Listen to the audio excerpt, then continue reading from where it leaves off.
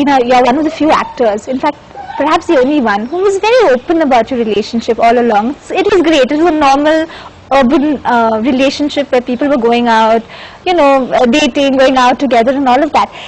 When you got married, how did you deal with all this speculation that, oh, what's going to happen to her career? Why should anything change?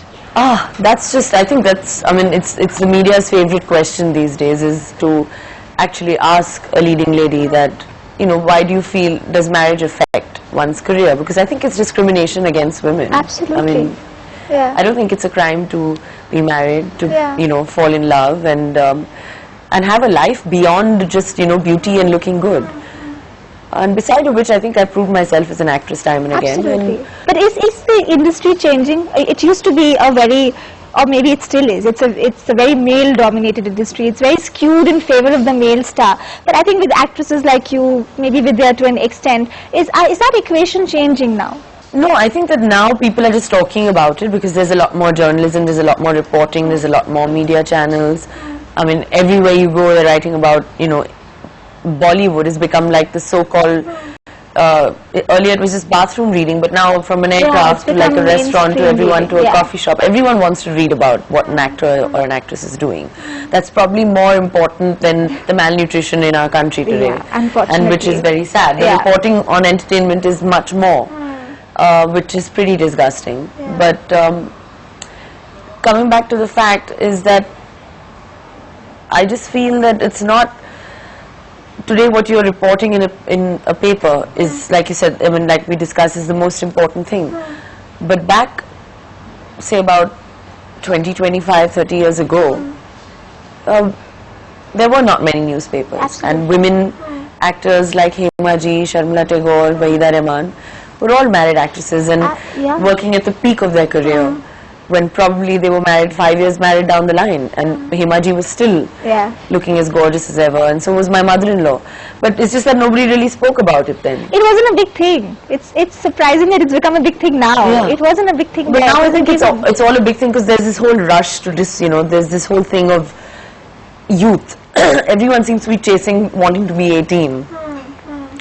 But not realizing that all the males in the industry are 45 plus. Does that bother you? No, I think it's amazing. I mean, I think all the actors today are looking even better than they were in the 90s. That of course they are. That of course. And I think that it's the way you carry yourself in terms of women. I mean, you're as old as you look. Because some 18-year-old girls not necessarily have to be like the most gorgeous thing or the most talented actor.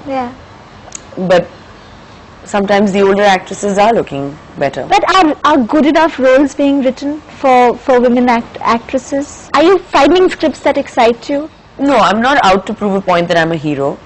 So I'm not out to look out for a script where, I just want to do. Because, I mean, people shouldn't forget that I have been known as a glamorous actress. Of course, and that is a very important part to I have been an actor who's done Omkara, but at the same time I can do a Fevicol. I'm not only doing roles which are sari clad or which suit the kind of face and body that I have. Because for whatever it's worth, I've always been known as a mainstream Bollywood star. So that's something that I will always do. I mean, I'll always do a balance of, doing a performance-oriented role, but at the same time I might want to do something fun and energetic, like I'm doing with Imran now.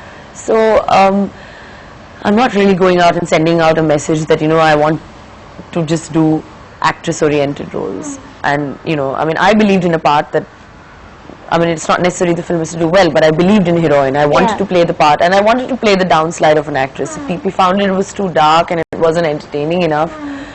But ultimately it's what an actor really wants to do, I really liked your performance in Heroine. I think it was a gut-wrenching performance.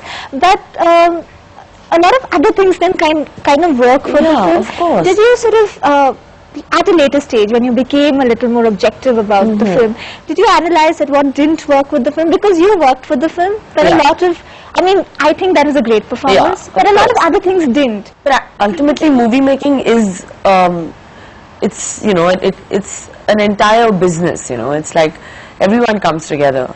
There are like 30 people working on the movie apart from me in different heads of departments. So, I mean, there are also like so many different minds.